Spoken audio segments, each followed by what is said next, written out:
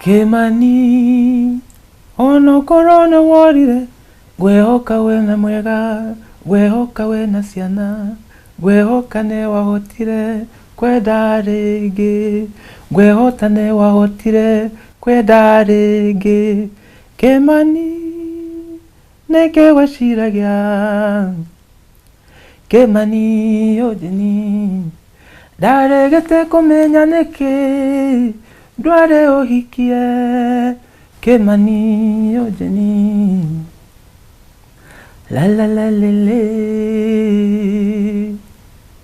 la la la lulu.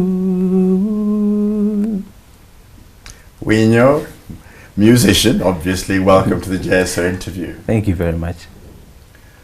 You're singing in Kikuyu, but with a name like Onyango, your mother's name for you. Your Luo. How does that come about?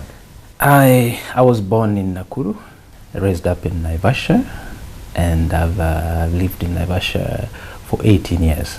Actually grew up with my friends and the neighbors as Kikuyu, Kikuyu community. So that's how I got to know Kikuyu, and it's like my second language, Kikuyu.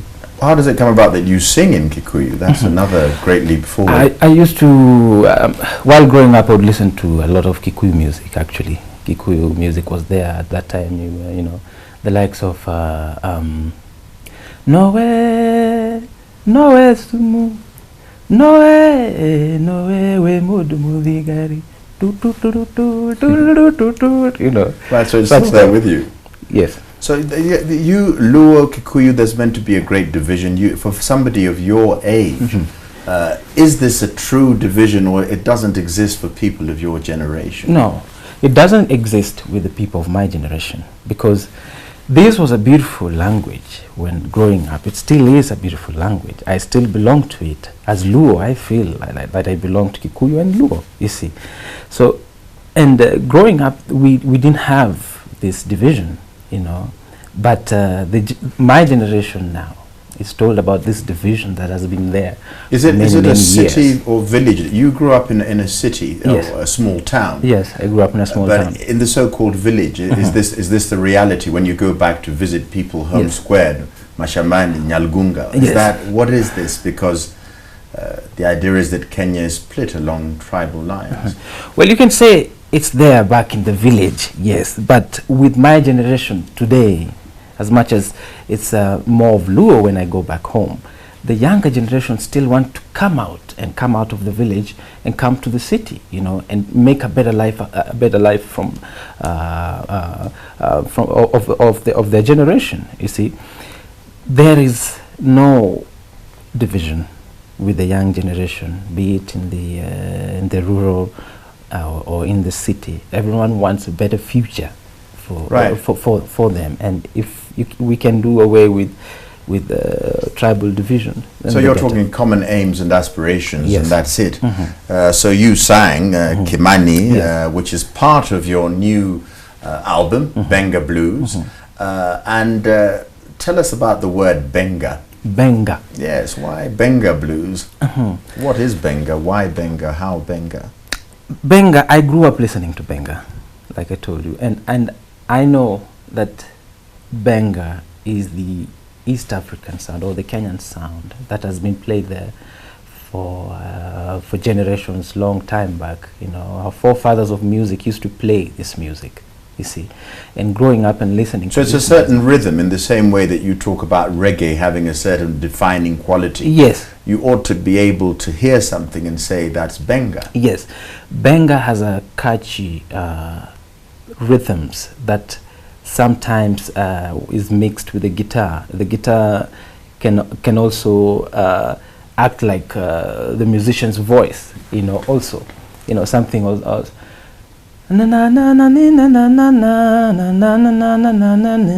the guitar will come back again and also try to play the same thing, right? You know, while keeping the tempo and the bass rhythm, the bass and the drum kick, you know, form the major part of Benga music. Right. So then at the end you have the catchy, climax that makes people to dance. Right, so this has been your calling card as a professional musician, the Benga rhythm. And this has taken you, on my notes here, you've been to Germany, you've been to Russia, you've been to Italy, you've been to France, you've been to Romania, South Africa, Swaziland, Congo, Brazzaville, in concert. This is in the 5 years that you have been a professional musician. Yes. Do you feel that you get a better reception abroad than you do when you stay at home? Not quite. You see, I go abroad when it's festivals during the summers. So everyone comes out there to watch different cultures that other continents have to give. And Africa, for that matter, has a lot of culture. Kenya has a lot of culture, and I take the Kenyan culture out there. So I get a bigger audience, yes, when I go there. Here, we don't have much more festivals, you know, and the venues that we have, yes, the musicians and the audience still come there to watch me, and I would say it's the same.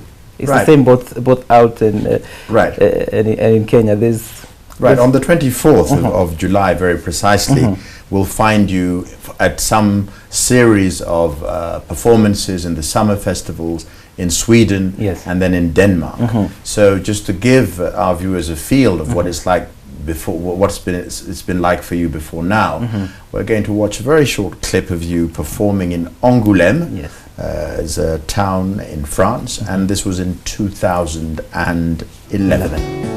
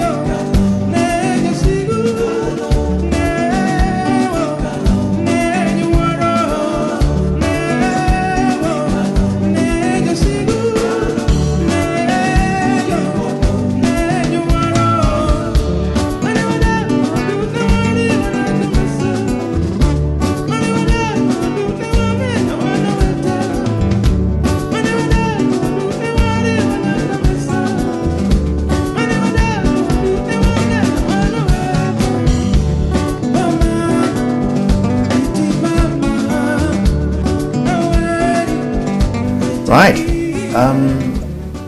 Obviously a huge crowd, obviously.